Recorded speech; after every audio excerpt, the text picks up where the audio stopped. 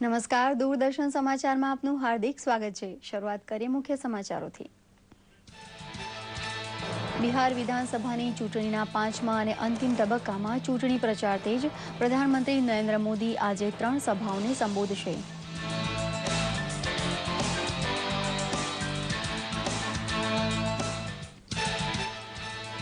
સૌરાષ્ટ્રના પાર્થરાજસિંહ ગોહિલે આઈપીએસની તાલીમમાં શ્રેષ્ઠ અધિકારી બની હાંસલ કરી પ્રધાનમંત્રીની બેટન। પાર્થરાજસિંહે ગૃહ મંત્રાલયની રિવોલ્વર પણ જીતીને વધાર્યું ગુજરાતનું ગૌરવ।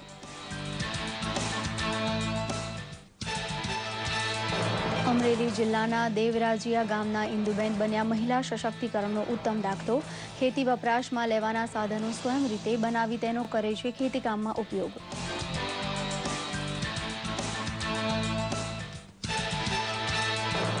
વડોદરામાં યોજાઈ ટ્રેલ મેરેથોન। પાવાગઢ અને ચાંપાનેર થઈ રામશેરા ગામે પરત ફરવાનું હતું સ્પર્ધકોને। 25 અને 55 કિલોમીટરની આ મેરેથોનમાં સ્પર્ધકોએ પસાર કર્યા નાળા ઝાખરા। સમાચાર વિગતવાર જોઈએ। બિહાર વિધાનસભા 5મા અને અંતિમ તબક્કાની ચૂંટણી માટે ચૂંટણી પ્રચાર જોરદાર ચાલી રહ્યો છે। આ તબક્કામાં રાજ્યના 9 જિલ્લા મધુબની, સુપોલ, અરદિયા, કિશનગંજ, પૂર્ણિયા, કટિહાર, મધેપુરા, સહેરસા અને દરભંગાની 57 વિધાનસભા બેઠક માટે મતદાન થશે। આ તબક્કા માટે 5 નવેમ્બરે મતદાન થશે। મતગણતરી 8 નવેમ્બરે યોજાશે। આ માટે રાજદ અને મહાગઠબંધનના નેતા પોતાના ઉમેદવારો માટે જોરદાર પ્રચાર કરી રહ્યા છે। પ્રધાનમંત્રી નરેન્દ્ર મોદી આજે પૂર્ણિયા, પોરબીગંજ અને દરભંગામાં ચૂંટણી રેલીને સંબોધશે। બિહારના મુખ્યમંત્રી નીતિશ કુમાર અને રાજદના લાલુ પ્રસાદ યાદવ મહાગઠબંધનના સમર્થનમાં ચૂંટણી સભાને સંબોધિત કરી રહ્યા છે। અન્ય પક્ષના નેતાઓ રાજ્યમાં જનસભા કરી રહ્યા છે।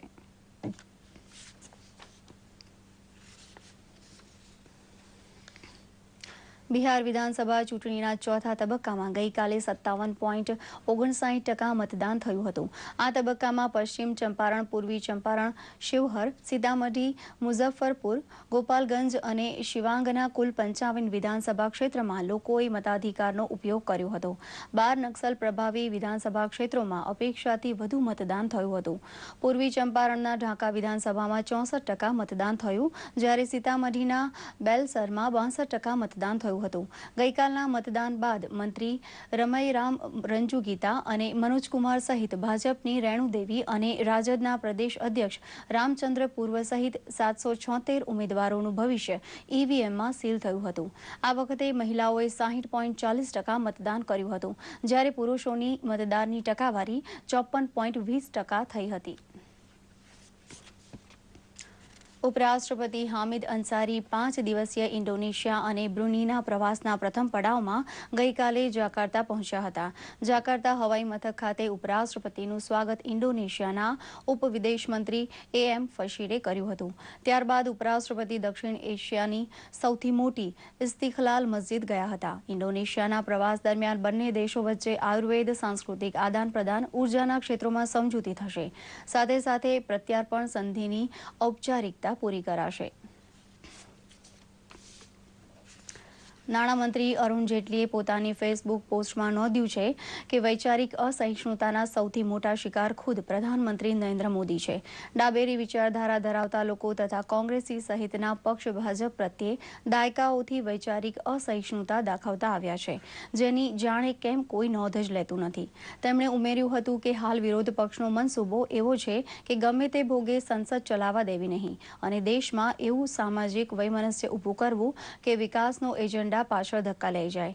શ્રી જેટલીએ ભારતનો વિકાસ રૂંધવાનો પ્રયાસ કરનારા લોકોના હાથા નહીં બનવા જનતાને અપીલ કરતા ઉમેર્યું હતું કે અર્વાચીન કાળથી ભારત અસહિષ્ણુતાનો અનાદર કરતું રહ્યું છે અને કરશે। વિશ્વમાં ભારતનું આર્થિક રેટિંગ મોદી સરકારના પગલે સુધર્યું હોવાનું પણ તેમણે ફેસબુકમાં નોંધ્યું છે। અમરેલી જિલ્લાના દેવરાજીયા ગામે રહેતા ઇન્દુબેન મહિલા સશક્તિકરણનો જીવતો જાગતો દાખલો બન્યા છે। તેઓ ખેતીકામ પોતાની આત્મસૂઝથી ખૂબ જ સારી રીતે કરી રહ્યા છે। પોતે ખેતીમાં વપરાશમાં આવતા સાધનો પોતાની મેળે તૈયાર કરે છે। તેઓ ટ્રેક્ટર અને સનેડો પણ ચલાવે છે। તેઓ અમરેલીમાં ખેતીમાં ઉપયોગી દવા, બિયારણની ખરીદી કરવા બાઇક ઉપર આવે છે। તેમને 20 વીઘા જમીન છે। તેમને એક દીકરી અને એક દીકરો છે, જેઓ અભ્યાસ કરી રહ્યા છે। ઇન્દુબેન ઘરની જરૂરિયાતનું રાજ ખર્ચીલું પોતાની જાત મહેનતથી બનાવે છે અને મહિલા થઈ પોતાની રીતે ઘર સંભાળ અને ખેતી કામ જાતે કરીને અન્ય મહિલાઓ માટે મિસાલ બન્યા છે.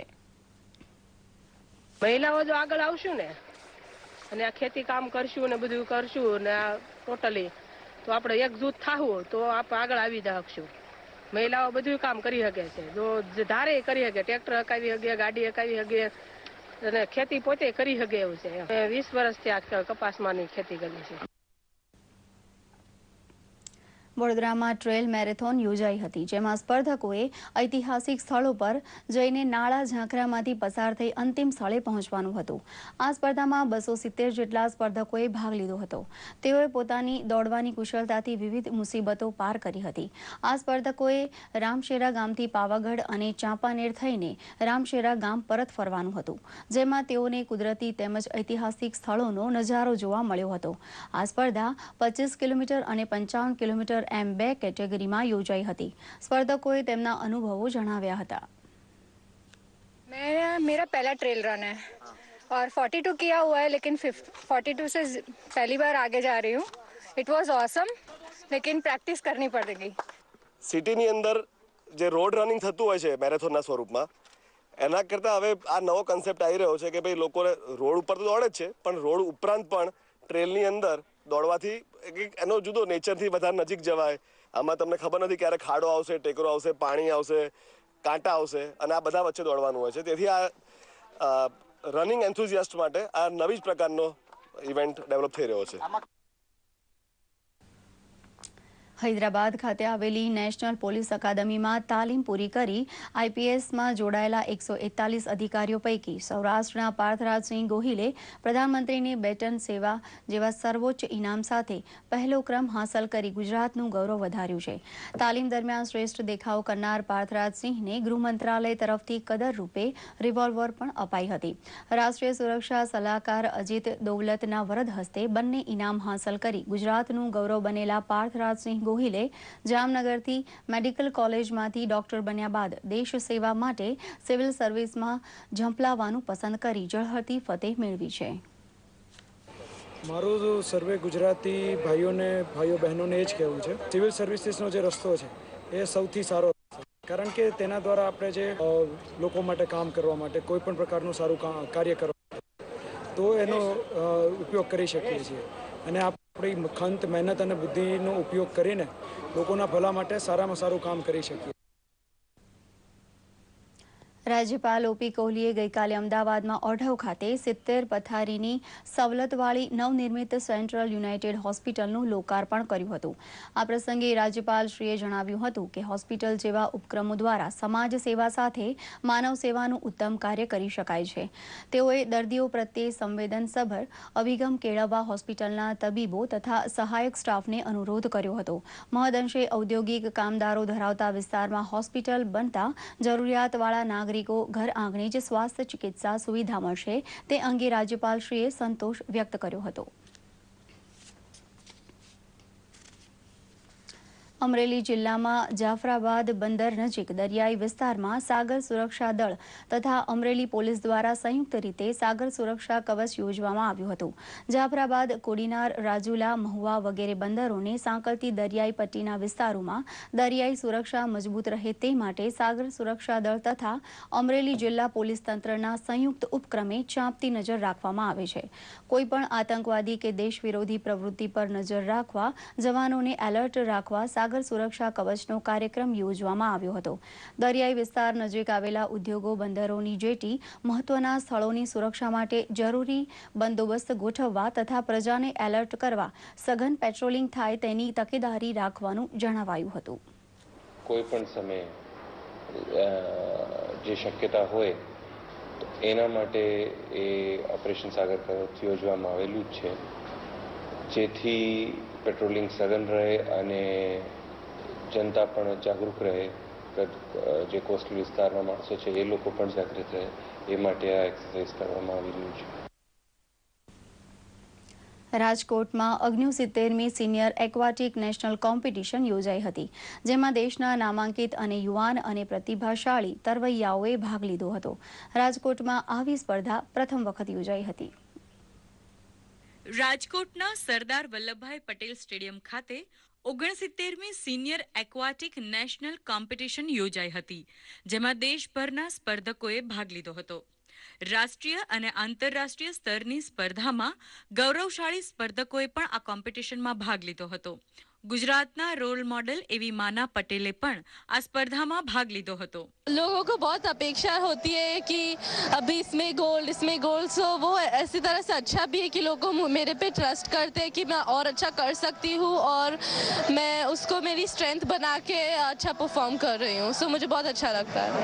રાષ્ટ્રીય અને આંતરરાષ્ટ્રીય તરણ સ્પર્ધામાં પસંદગી માટે પણ આ કોમ્પિટિશન મહત્વપૂર્ણ ભાગ અને ભૂમિકા અદા કરતી હોવાથી દેશ વિદેશમાં ભારતનું પ્રતિનિધિત્વ કરી ચૂકેલા અનેક સ્પર્ધકોએ અહીં યોજાયેલી જુદી જુદી 3 સ્પર્ધામાં ભાગ લીધો હતો.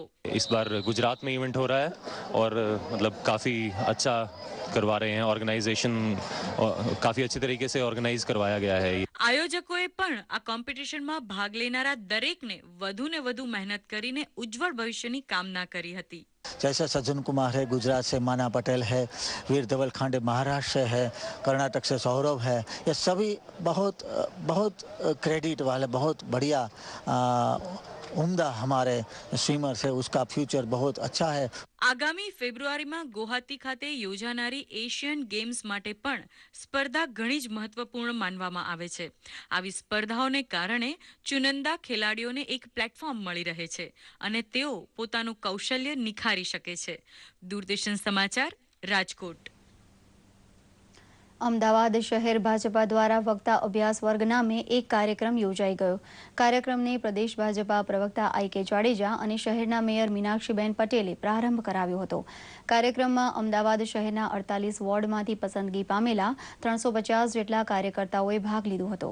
આ કાર્યકર્તાઓ આગામી ચર્ચામાં ગ્રુપ બેઠકો અને જાહેર કાર્યક્રમોમાં પક્ષનો પ્રચાર પ્રસાર કરશે અને જનતા સમક્ષ કેન્દ્ર અને રાજ્ય સરકારની સિદ્ધિઓ તેમજ કોર્પોરેશનના પ્રજાલક્ષી કામોની ઉપલબ્ધિઓથી માહિતગાર કરશે, તેમ પ્રદેશ ભાજપા પ્રવક્તાએ જણાવ્યું હતું. મતદાર માનસને પ્રભાવિત કરી શકે તેવા કુશળ વક્તા તૈયાર કરવા માટે ભાજપની તૈયારી લાંબા ગાળાની વ્યૂહરચના સમાન છે. સ્થાનિક સ્વરાજ્યની ચૂંટણીને લક્ષ્યમાં લઈ ગુજરાત કોંગ્રેસ દ્વારા વિવિધ તૈયારીઓ શરૂ કરાઈ છે. પક્ષના વિવિધ સેલને ચૂંટણી માટે સક્રિય તથા કટિબદ્ધ કરવાના ભાગરૂપે ગઈકાલે અમદાવાદમાં ગુજરાત પ્રદેશ કોંગ્રેસના ઓબીસી સેલની બેઠક યોજવામાં આવી હતી. તાજેતરમાં ઓબીસી સેલમાં નિમાયેલા પ્રદેશ હોદ્દેદારો તથા જિલ્લા સ્તરના હોદ્દેદારોને સંબોધતા કોંગ્રેસના અગ્રણી લાલજીભાઈ દેસાઈએ યુવાન તેમજ મહિલા વર્ગનું વધુમાં વધુ મતદાન થાય તેવા પ્રયાસો હાથ ધરવા જણાવ્યું હતું.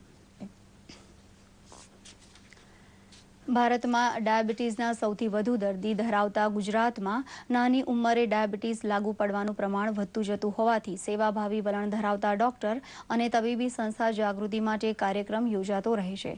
Centre for endocrine disease and diabetes સંસ્થા દ્વારા એવો માહિતીપ્રદ કાર્યક્રમ યોજાઈ ગયો, જેમાં યુવા પેઢીને સંયમશીલ જીવનશૈલી અપનાવીને ડાયાબિટીસથી બચવા શીખ આપવામાં આવી હતી. તો સાથોસાથ ડાયાબિટીસના દર્દીઓને બ્લડ સુગર કેવી રીતે નિયંત્રણમાં રાખવી, ખોરાક પાણીમાં શું ધ્યાન રાખવું તથા કસરત કેટલી અને કેવી રીતે કરવી તેનું માર્ગદર્શન નિષ્ણાતો દ્વારા અપાયું હતું. ડાયાબિટીસ વિશે થઈ રહેલા સંશોધન તથા નવી દવાઓની ઉપલબ્ધિ વિશેનું પ્રદર્શન ડાયાબિટોલોજિસ્ટ ડોક્ટર વિવેક આર્યના માર્ગદર્શન હેઠળ યોજાયું હતું.